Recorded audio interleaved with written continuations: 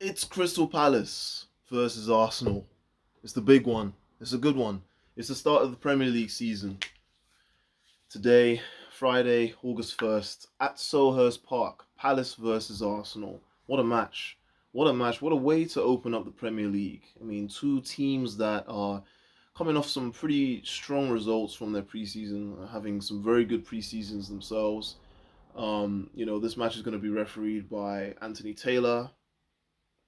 Um, so we all know how that goes. But this one is going to be a really juicy one. It's going to be a really good one, and let's just jump right in with like the probable lineups. I mean, pretty much, for Palace's side, they typically deploy a 4-3-3, right? And you know, that sort of plays to their strengths, and especially with certain players like Eze, Zaha, Mitchell, players like that are going to be able to exploit space and use their technical abilities to try to drive past the Arsenal players. So I'm thinking Guahita in goal, Ward, Anderson, Gehi, Mitchell, and then three in the midfield: Eze on the right, Doucouré, and then Schlupp, and then Zaha on the left. I'm gonna go with Edouard up top. Edouard for me, um, he's I would say he's the more dynamic out of the out and out forwards, versus a Jean Philippe Mateta, who is a beast. That man is a beast. But I just I don't know. Actually, between the two of them, I don't know. I would actually rather play Jean Philippe Mateta, but um, we'll see. We'll see what Vieira will go with. I mean, between those two, I think it kind of goes back and forth. You can have power with sort of finesse, um, with Edouard, um, versus Mateta, and then we've got Ayu playing on the right as he usually does.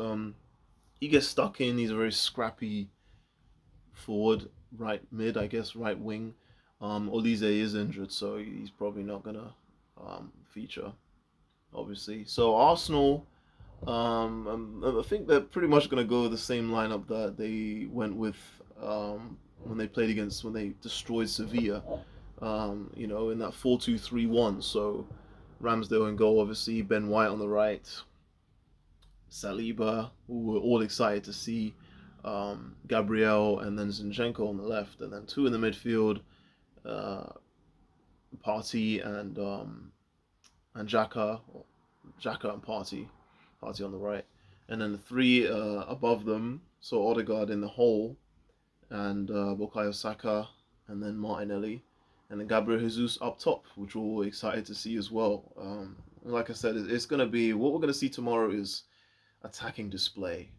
I mean, we have phenomenal technicians out there, in the with the likes of Zaha, with the likes of Odegaard, Saka, Martinelli, Eze. It's gonna be incredible.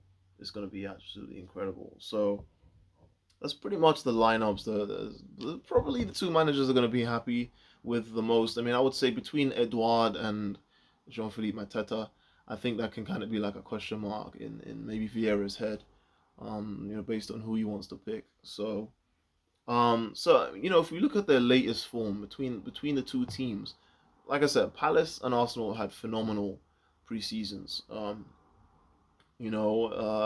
Arsenal did lose one match behind closed doors against Brentford, but aside from that, they've won all their other matches. The first matches being Nuremberg 3-5, Everton 0-2, Orlando City 1-3, Arsenal Chelsea 4-0, and then obviously Arsenal Sevilla 6-0 versus a Crystal Palace, who started the preseason with a loss to Man United, a 3-1, then beating Gillingham 2-3, and then tying Leeds United 1-1, and then Queen's Park Rangers 0-3, and then playing Montpellier, beating them 4-2. And I've watched a couple of their highlights, and let me tell you, Zaha looks to be on fire. And I've watched some of their training sessions too, and Eze and Zaha, they are on another level. Um, And it looks like Zaha has really, really taken well to Vieira's appointment. I think Vieira's sort of got in his ear, sort of try to get the arguments, the sort of the Zaha that wants to argue all the time with referees and always trying to get this foul and that foul and stuff like that. When really he's just get on with it. He seems to be more of a playmaker now. He's looking to pass more than dribble, but he still puts people on skate. He still does his thing. You know what I'm saying? So, um, but I want to get to that. So the the strong players on each team. Obviously, Palace with Zaha. They're gonna try and play through him. He is their main man. He's their hero. He's been there for years. He absolutely puts that team on his back. I mean, he doesn't need any introduction. Go on YouTube and watch his clips, and it's just pure entertainment. He's strong. He's fast. He's a good passer of the ball now, and he can score. He scored 14 goals last season. He scored 14 goals. That's a lot for a left winger. So not only is he dangerous, but Eze is very, very dangerous too. He's very good with his feet. He's very slick. He likes to move it. He's able to sort of get his body into these very good positions higher up the pitch. He's got a very good shot on him too. The thing with Eze is that he's always injured. So if Palace want to have any sort of success this season, they're going to really need to keep Eze fit. And then we've got the introduction of Doucouré, who they bought. I can't remember where from, but Doucouré is sort of in there too as a younger player. Obviously, Milivojevic and MacArthur are aging, so Doucouré's in there bringing some sort of exuberance into the team. So I'm not sure completely what they're going to get from him, but he's been brought in to really be, as that holding mid for the team and keep things together, and maybe he can sort of spray passes around. Then we got Jeffrey Schlupp, who is so versatile, left back. He can play left back. He can play left centre mid. He can probably play holding mid as well. He can probably play further up as well. He comes up with a couple goals each season. So those are dangerous players. Mitchell, I forgot his first name. He's going to be dangerous too because he's a tough defender and he's going to be trying to bomb down that left side, and create some overloads, for Ben White. So Ben White's gonna have his his job cut out for him tomorrow because Zaha's gonna absolutely come for him. You know what I mean? So I feel like those are some dangerous players from Palace. The rest of the players are more defensive. I don't really see them as a threat. They're just you know they're very defensive minded players. But for Arsenal, my Gunners, we have it all. We have it all. The thing with us is that it's ours to lose this match. It would be typical if we went out there and didn't perform because that's what we've done before. But I want to be optimistic. I want to be positive, and but let's highlight some strong players that we have. Who is our strongest player? It's a good argument. It's a very good argument. You could say Odegaard. You could say Saka. I'd say it's between the two of them.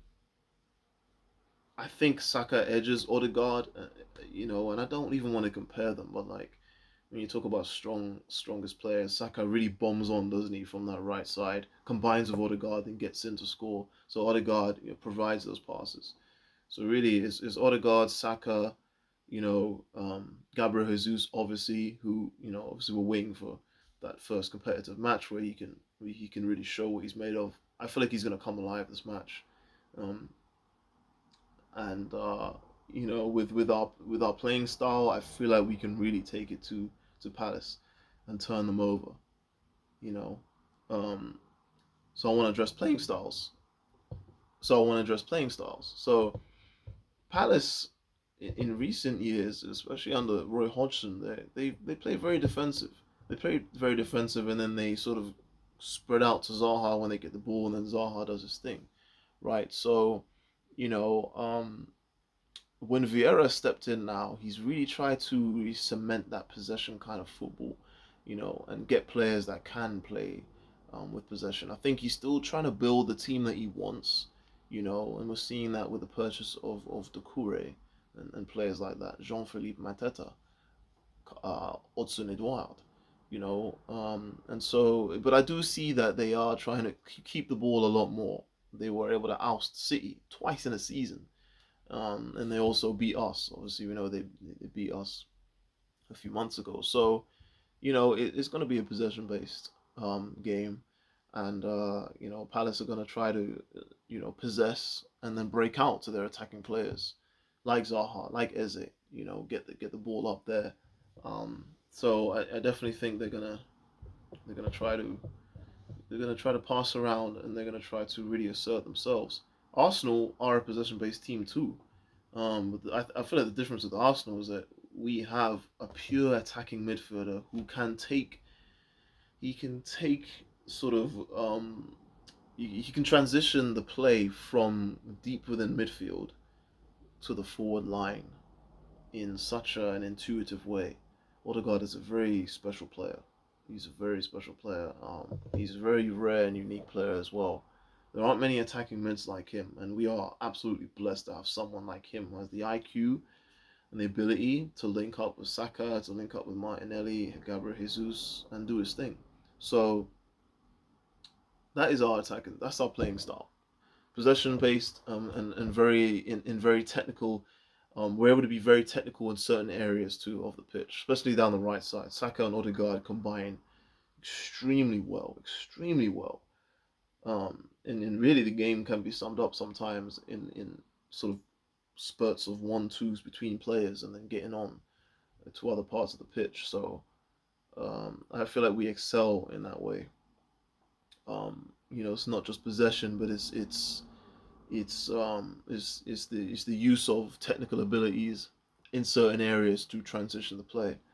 Um, and so overall, what I think the score is going to be is Selhurst Park. I want to be realistic. Man. I want to say 3-1. I want to say 3-1. I think Palace are going to get a goal, but I believe that we are going to oust them. I believe that we're going to oust them because we have to, and I just feel like our players, the way they're playing right now, especially Gabriel Jesus, if he can get in behind and do his thing, it's a wrap. It's a wrap for Palace. So that's it. I've been Ruse Vibes. I'm out.